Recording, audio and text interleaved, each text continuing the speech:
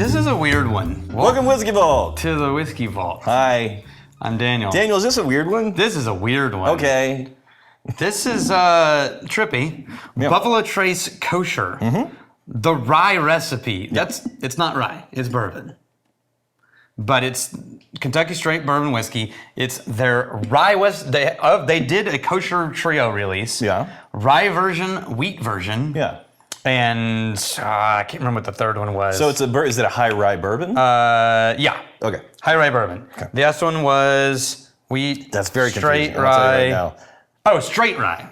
Okay. I mean, small print, Kentucky straight bourbon whiskey, Yeah, and then big print, rye rye recipe. recipe. Yeah. That's gonna throw some people. So this is trippy. Yeah. So it's kosher. Yeah. Right. But a reminder for those of you who are Jewish and think you can drink this on Passover, you can't because there are specific rules about that in leaven. Anyway, what they did, they had to jump through all these hoops, right? Because you can't just certify the kitchen. Yeah. Because for something to be truly kosher past Passover, you have to be finished with it before Passover and then start from scratch after Passover. Yeah. So if your food products turn over every 24 hours like a restaurant or every week, you're fine. But if something sits in a whiskey barrel for 8 years, then it's not kosher once it passes its first Passover, even if it was made kosher before that.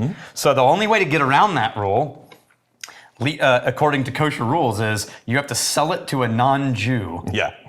Right? Yep. So they made it. Yeah. They sold it to Mark Brown, the guy in charge of Buffalo Trace, on paper, like contracts, everything. Yep. Sold it to Mark Brown, who sat on it for, 8 years? I think this one is 7 years. It's very funny to me. Yeah. Because it's like, hey, I'm gonna sell you this thing, but it's mine. you're gonna have to give it back. Yeah. But it is an actual, so got promise. Technically he could renege, I guess. Right. Yeah. Like take-backs are a thing. Yeah. I need to be able to Take back these, yeah. So, but of course, you're only going to choose somebody that you know is not going to be like, sweet, I'm selling all of this. Peace out, yeah. And so, but then here's the other thing. Once they put it up for sale, they ran into a whole other problem, which is this goes out to liquor stores, right? Yeah. Say they buy it right after Passover, but it doesn't sell. Now, isn't it the liquor store's property? Yeah, but it's no longer kosher if it passes. If the liquor store owner is Jewish. Oh, if the liquor store owner is Jewish. That's right. He has 1 year to sell it. That was really interesting because he's got to get it off his hands. The fact that the owner is Jewish, that ironically makes it more difficult for it to be kosher. Yeah. Now you have to jump through these hoops. If it's only liquor stores non-Jewish, it's kosher forever. Yeah. No, they went to the trouble. They went to the trouble of getting like actual certification that people come in, make sure the equipment's clean before you go from one to another. And here's the funny thing: if you are Jewish and you bought this, you have to finish it before the next Passover. Challenge accepted. If you're kosher Jew, right? Anyway, so this is they could have just, this is what I thought was cool about this. They could have just gone and pulled some barrels like the normal Buffalo Trace and made it production wise and slapped some label on it. But they actually created custom mash bill releases for this project that went into specially marked barrels. So this should be a unique Buffalo Trace product that there's I don't know if they're still recreating, but they were creating for a long time. Let's see if we get the DNA of Buffalo Trace in here. This is not hard to get, actually. Holy cow. The cherry is exploding out of the glass. It's a cherry mixed with a green apple Jolly Rancher. Yeah. Green apple Jolly Rancher and cherry, very sweet. For reference, this is the classic Buffalo Trace. The classic is much more tame on the nose, man. Yeah, it's softer and more cinnamon, more oak, more grain. It's half the kosher. It's half the nose. Wow. The kosher really is candy. I think this is 47. Cherries. Yeah, this is 47%. Yeah, hard candy cherry. And then was this like 45? 45. Man. Okay. Yeah. It's different. So it's not just a relabeled Buffalo Trace. No, it's remarkably different. Yeah, but it's also not a rye. No, even a different color. Yeah, this is very much a bourbon. It's nice. I gotta say, nose alone, instantly prefer this one. It's jumping out of the glass. It's intense. I'm expecting quite a ride from the flavor. There we go. Oh. Well, it definitely delivered the medicinal cherry, but it's a little too medicinal for me. And it's a little bit less sweet than I was expecting. Yeah, it turned it more actually medicine. Yeah. Like it's got that sort of metallic grain, tannic combo. Wood, it lingers. The oak shows up. Yeah. Yeah. I was more excited about the nose than I am the taste. I'm going to give it a second for me to acclimate and then circle back. Oh yeah, the palate on the classic Buffalo is perfectly balanced. Perfectly balanced. I was more excited about the nose on the Kosher than this, but try the classic Buffalo Trace palate. That's the definition of a perfectly balanced bourbon in every possible way. Yeah. This one, I mean, is easy and balanced. Yeah. Unique, and the nose. Magical, interesting. This is lively, I'll give it that. It's throwing some more heat at you. It's throwing some more flavor. More so than the slightly higher proof would lead you to believe. More musty dark chocolate. Mm-hmm. Yeah, it's almost barrel bitter, but it's not. But it's head faking in that direction. I think that's what it is.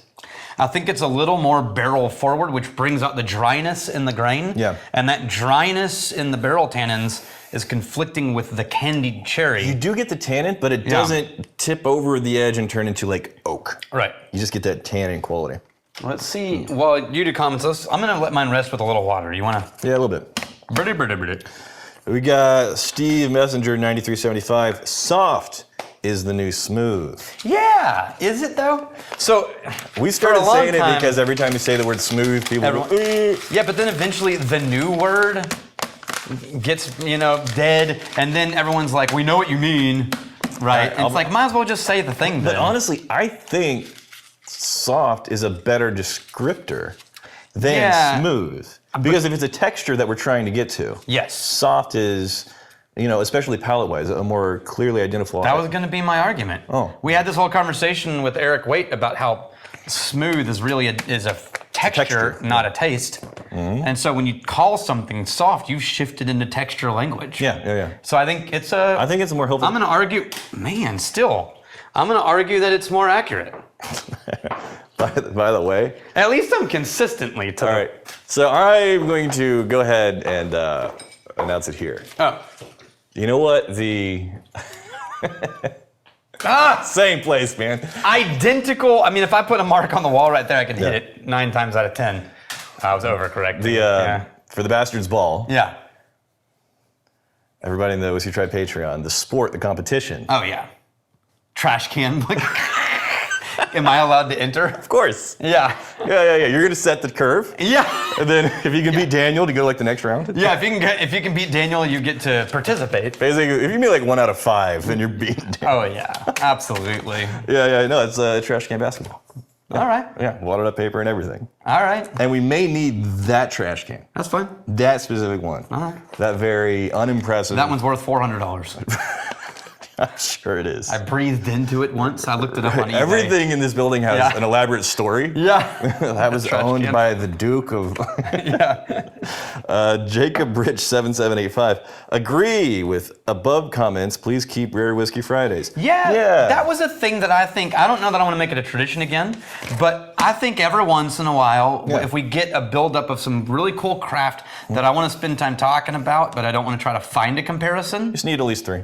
Just then every once in a while, we'll just do a craft day, Rare Whiskey Craft Day. At least 3 craft, and then we can call it Rare Whiskey Friday. And that'll be also Daniel Indulgence Day, because I'm going to pick them based on craft things I think are super cool and an interesting story. Mm-hmm. And I'm pretty sure they're going to taste good. Yeah. Okay, so as far as this project goes, I like the balancing the experience of the classic Buffalo Trace better. Me too. But I do very much appreciate how they did make this different and unique. It's not just a relabeled Buffalo Trace with a couple of things that were negligible early in the process just so they could corner some market that is underserved. I agree. That said, it's also a little confusing whenever you put a big old rye on there and it's not a rye. Yeah. But rye recipe, that's a nerd person's label. Yeah. The general public is going to be super confused. Yeah, like this is a very bourbony rye. Are you getting that?